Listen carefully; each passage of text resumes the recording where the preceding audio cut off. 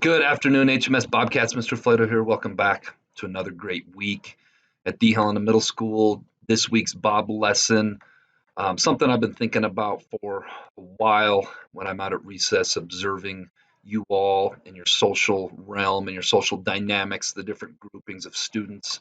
One of my favorite things about HMS is all the different groups of students. One of my favorite things to tell new students when I meet with them and they come into our building is I promise you, you'll be able to find your group.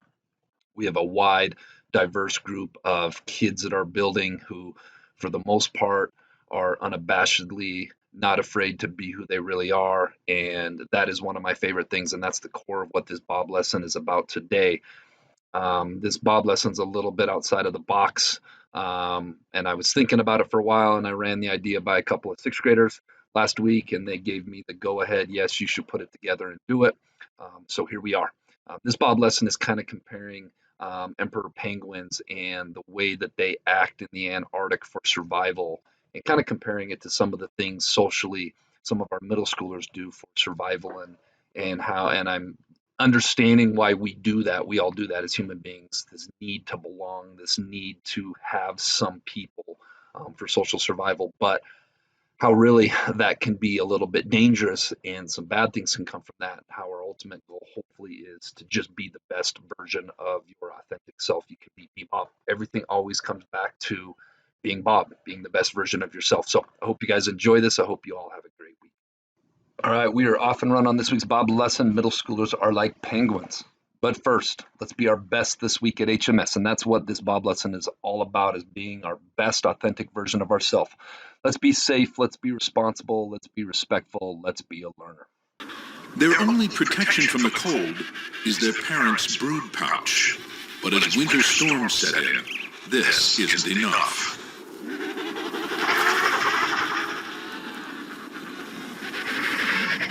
As temperatures reach 40 below, even the adults' only chance of survival is to huddle together.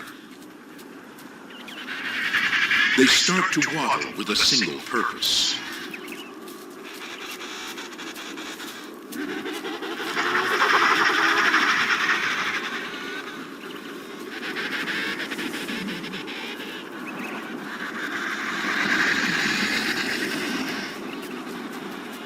All converge on the same central point until a huddle begins to form.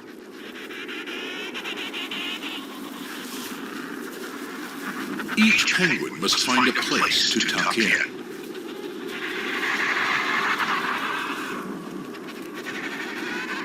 But by speeding up the action, it's clear that something more organized is going on.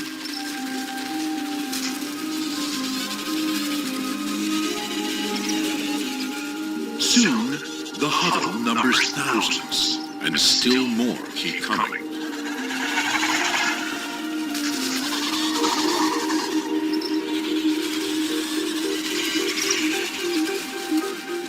While those on the outside take the brunt of the storm, those on the inside take tiny steps that move the huddle in waves.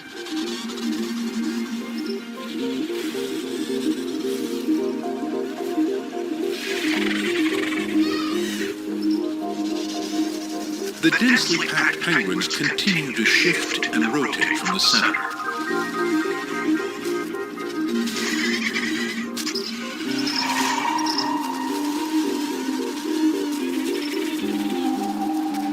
By keeping constantly on the move, no penguin is left permanently out in the cold. So to kind of drive home what I'm getting at here today, I kind of got it paused here so we can take a deeper look at these emperor penguins. Again, they live in the Antarctic where it's brutally, brutally cold. It gets so cold at points where literally in order for survival, they have to huddle together, use each other's body heat, and shield each other from the harsh temperatures. And they do it in an orderly fashion where they rotate so nobody is ever out on the outside. These are a species that work together for survival. To be independent of the group, if you were an emperor penguin, when it gets super, super cold, would most certainly mean death. You could not survive out there on your own. So surely by this point, you're probably asking yourself, Mr. Flato, what do penguins have to do with middle school students? Well, I wanted to share some of my observations over the last decade or so being around middle school students. Human nature tells all of us, not only middle school students, but adults as well, that we need to be a part of a crowd, not for our physical survival from the elements, but for social survival, right? If the pandemic taught us anything, it's that we are very much social creatures. When you tell us to stay away from one another, it leads to mental health issues, it leads to happiness issues, etc. Not only that, but we need one another for supplies, for food, for all of those survival things as well. But when I look at middle school students, I think about social survival. We all need a crowd where we feel like we belong in. That's just a need. Some of us need a bigger crowd, some of us need maybe a smaller crowd, but I think we all need at least one or two close friends that we can call our people. To be left out of the crowd and to be alone or ostracized. Ostracized basically means you're forced out of a group, can mean social death a lot of times, not death in the literal term, but very bad socially happening things for middle school students.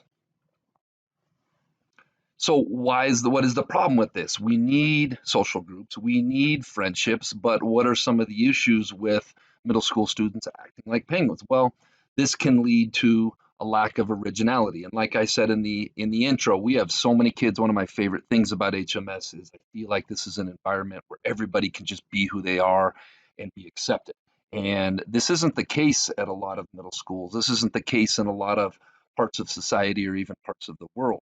And when we feel like we need to be huddled together in a group and we all need to look the same, act the same for survival, a lot of times that can lead to a lack of originality.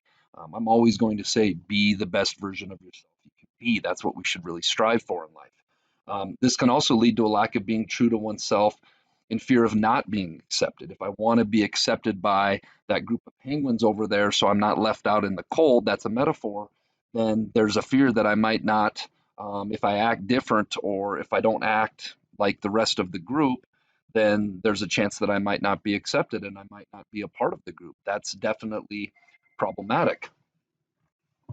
This can also lead to making poor decisions due to social influence. If you're being a part of a social group where you don't really feel like it's authentic or you don't really feel like you belong, and that can lead to, or even if you do feel like you belong, but you don't want to be ostracized from the group and you get peer pressured, that can lead to poor social influences where we're not making our best decisions and we're not being the best version of ourselves we can be.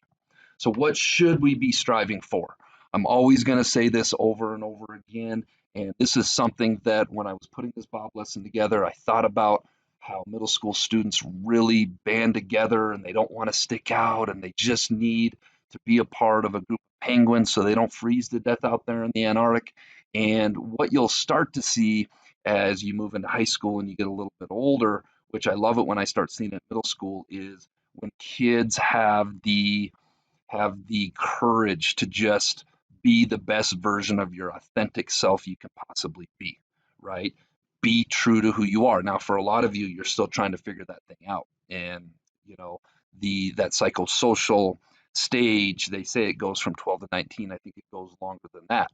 But that's one of the cool things for me, observing middle schoolers from 6th to 7th to 8th grade, is I slowly get to watch that process happen with each and every one of you. And it's exciting when that happens. And that's where I'm always going to encourage people to be. Be the best version of your authentic self you can possibly be. And if you do that, I promise you the right friendships and the right peers will recognize you for who you really are. They will find you, and you will have more fulfilling, authentic, and enriched friendships because of it. All right, that brings us to this week's quote of the week, which is "Why fit in when you're born to stand out?" That's Jerry Spinelli. That's also a quote from Dr. Seuss, but totally fitting. Let's give away some jelly beans. This week's jelly bean question of the week winners: Danger Dufler, Ava DePizzle, Miss Smith's advisor, and I did hear your request, Miss Smith's advisor from Miss Smith. Be working on that one.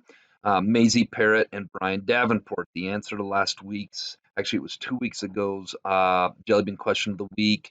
Electric train is traveling, yada, yada, yada. It's an electric train. It doesn't let off smoke. Nice work, people. All right, this week's Jelly Bean question of the week. Two children are born on the same day by the same mother, but they aren't twins. How in the world is this possible? If you know, submit your answer to the Bob Box. Get it in by the end of the week. Tune in next week to see if you're a winner. All right, Bobcats, let's make it a fantastic week here at the Helena Middle School.